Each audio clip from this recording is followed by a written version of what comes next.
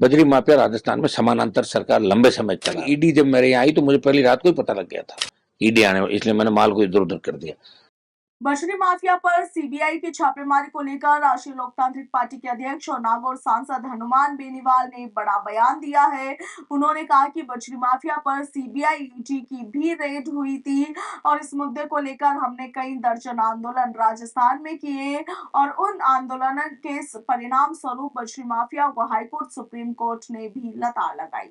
वहीं बेनीवाल ने कहा कि इन्होंने 50 रुपए टन की बजरी को 700 रुपए प्रति टन में बेचा है। वहीं बेनीवाल ने नीट यूजी परीक्षा 2024 में कथित पेपर लीक और यूजीसी नीट परीक्षा 2024 को रद्द करने के मामले में भी अपना बयान दिया। उन्होंने क्या कुछ कहा, आप भी सुनिए। ठिकानों पर जो रेड हुई है सीबीआई के आज, ये तो ठीक बात है, लेकिन रेड होना सफिशिएंट नहीं है। सीबीआई ईडी की भी रेड हुई थी बजरी माफिया पे और हमने 1 दर्जन बड़े आंदोलन राजस्थान के अंदर किए और उन आंदोलन के परिणाम स्वरूप ही हाईकोर्ट सुप्रीम कोर्ट ने भी लताड़ लगाई। आपके मीडिया के अंदर भी खूब प्रिंट मीडिया और इलेक्ट्रॉनिक मीडिया ने इस बात को छापा कि बजरी का अवैध धंधा चल रहा राजस्थान के अंदर, जिसमें कई सफेद पोस्ट, कई नेता, आपके अधिकारी, बहुत से माफिया इन्वॉल्व है। इन्होंने शंकर मीणा से लेकर कोई 1 दर्जन हत्याएं भी राजस्थान के अंदर कराई। कलेक्टर भी बजरी माफिया लगाता था, चाहे पुरानी कांग्रेस की सरकार हो, बीजेपी की। बजरी माफिया राजस्थान में समानांतर सरकार लंबे समय चला रहा है और इसके पार्टनर ने भी सुसाइड किया था। उसमें भी कहीं न कहीं मुझे लगता है कि परिवार ने कोई सेटलमेंट कर लिया होगा, नहीं तो उसमें भी बहुत बड़ा गालमेल था। और बजरी माफिया के हौसले इतने बढ़ गए, वो ये लोगों को कह रहा था कि ईडी जब मेरे यहाँ आई तो मुझे पहली रात को ही पता लग गया था ईडी आने, इसलिए मैंने माल को इधर उधर कर दिया। तो सीबीआई को इसको उठाना चाहिए, नार्को टेस्ट कराएं, इसका कराएं, माफिया का, इसके इर्द गिर्द के लोगों को कराएं, जिससे पता लग जाए कि भाई इस खेल में कौन कौन इन्वॉल्व है और कितने हजार करोड़ का, मेरा लगता है 1 लाख करोड़ से ज्यादा का घोटाला है। क्यों 50 रुपए टन की बजरी को 700 रुपए टन में बेचा इन्होंने, सारी नदियां खोद दी। आम आदमी, जो गरीब आदमी घर बनाना चाहता तो बजरी नहीं ला पा रहा था, घर नहीं बने लोगों के। और हमने, और इसके जब आंदोलन किया तो स्टॉक इसके जब्त करवाए थे। रिया के अंदर लाखों टन है, टोंक के अंदर है, भीलवाड़ा के अंदर जो स्टॉक है, तो वो स्टॉक गलत तरीके से इसने कृषि भूमि पे कर लिया। कायदे से भूमि का कन्वर्जन हो, उसके बाद स्टॉक रख सकता है वो व्यक्ति। लेकिन आज सरकार उस स्टॉक को आज तक जब्त नहीं कर पाई। आखिर सरकार की क्या मजबूरी है? तो हम मुख्यमंत्री को और गृह मंत्री, प्रधानमंत्री को पत्र लिख रहे हैं। आज अभी लेटर में डाल ही रहा हूँ कि आप लोग इन मामलों को भी सीबीआई में दे, जो 1 दर्जन मुकदमे हम लोगों ने करवाए अलग अलग, रिया थाने के अंदर, नागौर के पादू थाने में, आपका भीलवाड़ा हो गया, बाड़मेर के अंदर हो गया, दूसरा एक बाड़मेर का थाना था, चाहे बीकानेर जिले के थाने थे। तो तमाम जगह जहां जहां माफिया का आतंक था। और आधी रात को जब सचिवालय हाईवे हमने जाम किया, जयपुर को घेरा, तो आधी रात को सचिवालय खोला। उस समय जो फाइनेंस सेक्रेटरी एसीएस है, उनके साथ हमारी वार्ता भी हुई। तब सहमति सारी बन गई थी कि भाई मामलों की सीबीआई जांच भी करें, बजरी सस्ती करें। हम चाहते थे 50 रुपए टन बजरी आम आदमी को मिले, जो 700-800 रुपए टन बेचते। तो इससे आप अंदाज लगा सकते हो, 3 मीटर नदी को खोदना था और 20-20 मीटर नदी खोद दी, पानी आ गया कई जगह नदियों के अंदर। ये हालात राजस्थान की, कि ड्रोन का जो मैं एक दिन देख रहा था आपके, उसमें कैसे खड्डे दिख रहे हैं नदियों के अंदर। तो ये सारा सारा मिला जुली का जो खेल है, ये गालपेल जो हुआ है, गालमेल, ये उनके चेहरे सामने आने चाहिए जनता के। इसके साथ कौन कौन लोग हैं, कौन कौन लोग बजरी माफिया को संरक्षण दे रहे हैं, कौन से दिल्ली के मंत्री दे रहे हैं, कौन से राजस्थान के मंत्री दे रहे हैं, पुरानी सरकार के दे रहे थे, और कौन पहले दे रहे थे। तो ये चीज खुलनी चाहिए।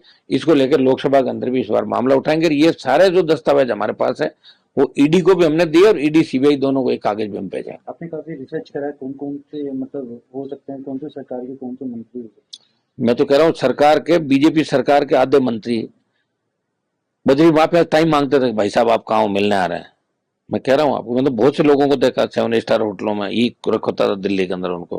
कांग्रेस की तो पूरी सरकार ही इसके जैसलमेर होटल में ही थी। कौन कौन नहीं हो सकता, तो सरकार गिरी तो होटल के अंदर ही बैठे थे सारे लोग, और बीजेपी सारी इसके साथ थी।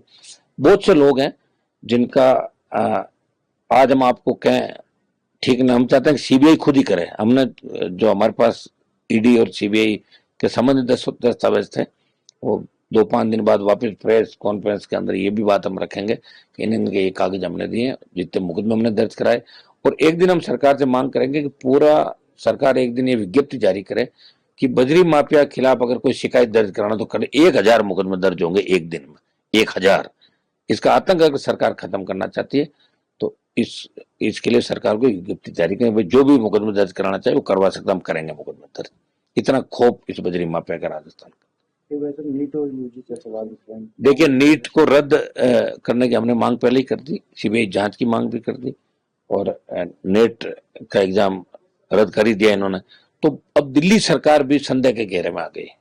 पेपर लीक की जो बड़ी बड़ी बातें यहाँ करते थे, लाल डायरी को लेके वो विधानसभा में ले रहे थे, वो लोग कहाँ गए जो पिछली बार सड़कों पे कहते थे सीबीआई जांच करो, बीजेपी के वो नेता कहाँ? उनसे पूछना चाहता हूँ कि बीजेपी के वो नेता जो रीट की और आरपीएससी को भंग करके सीबीआई जांच की मांग कर रहे थे पेपर लीक की, वो आज सीबीआई को कोई क्यों नहीं दिलवा रहे हैं मामले को? मैं उनसे पूछना चाहता हूँ, बीजेपी के नेताओं से।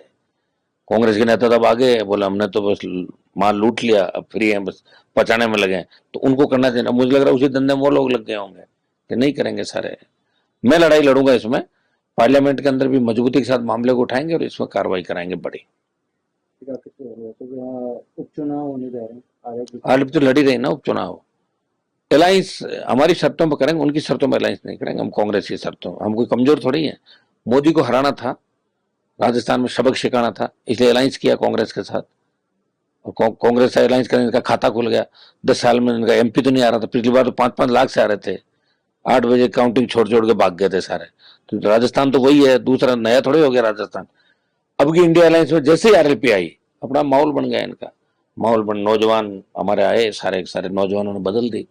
तो बहुत बड़ी जीत नहीं हुई इनकी 3 लाख 4 लाख 5 लाख से, 50,000 60,000 70, तो जोड़ लो आप सारे के सारे। तो आरएलपी की बदौलत कांग्रेस की 8 सीटें आई है। अगर आरएलपी से समझौता नहीं होता तो कांग्रेस 0 हो जाती राजस्थान का।